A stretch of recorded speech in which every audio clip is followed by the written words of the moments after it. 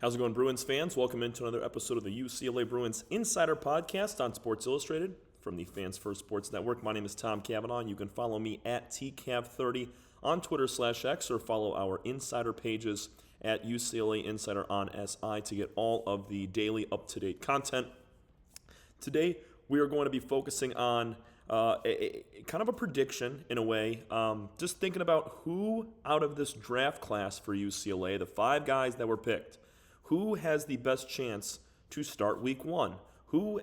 Just kind of depending on the personnel with that team, how high they were drafted, their skill set, all of those things kind of put together, how does that affect where or if they're if they can become a starter week 1 or at some point during the season. So I just have a pick right off the bat. When you look at it, Kane Medrano, Schlesinger, Oladejo, all those guys, they probably could get a start at some point during the year.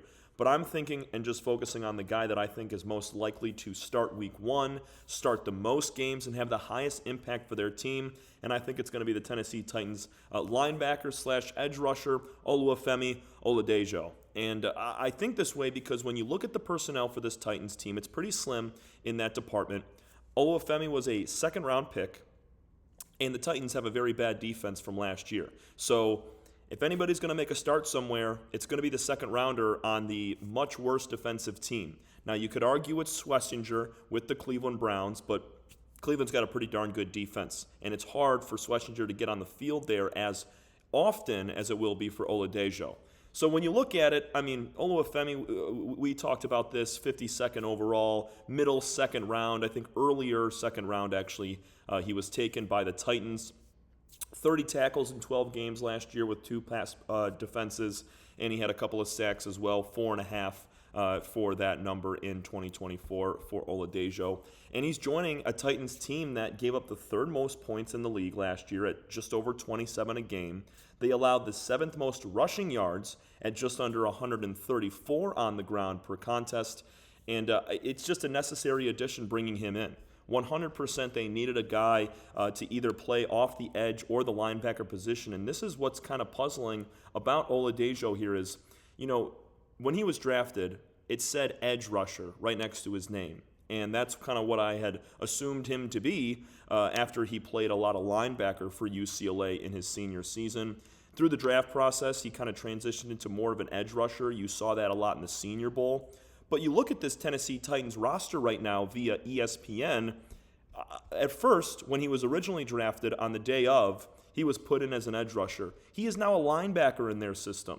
So it kind of, another reason why I like Oladejo here is because he has double the chance to get on the field, whether it's at the linebacker position or off the edge as a defensive end. That just makes it a higher probability that he's able to step on the field a little bit earlier than some of the other guys that were drafted from UCLA. But when you look at that defensive end room, in this roster here that I'm looking at, there's only 2 guys that are listed as defensive ends.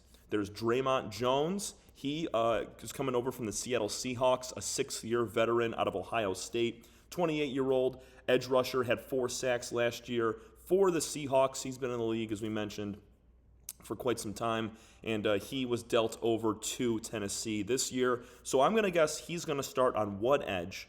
And then the only other defensive end is an undrafted free agent that they signed, Isaiah Rakes, 25-year-old out of Auburn, entering his rookie season. So, I'd like the second rounder over Rakes considering he was not drafted. But I think Oladejo would be the opposite defensive end, rushing the passer alongside Draymond Jones. So when you look at it from that angle, I think that's why Oladejo gets a really head start above some of these other guys from UCLA. The linebacker room is filled for the Titans. A lot of different guys: Cody Barton, Ali Gay, Cedric Gray, Curtis Jacobs, Arden Key. He's one of the big guys for them defensively in that linebacker core. But if there's a key injury, Oladejo already showed it this past season with his versatility, being able to play off the edge and then in the backfield, in the secondary, I should say. There's a lot of different options you can throw at him right there, and I think that's a huge plus for him. And I really like Oluwafemi. Maybe not week 1, but by weeks 2 through 6, especially if the Titans are struggling. Get Femi on the field and let him get a start and crack some skulls.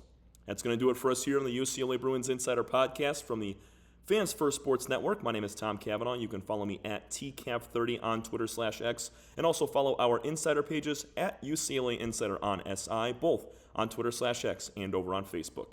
Thanks so much, everybody. Have a great rest of your day. We will talk to you tomorrow.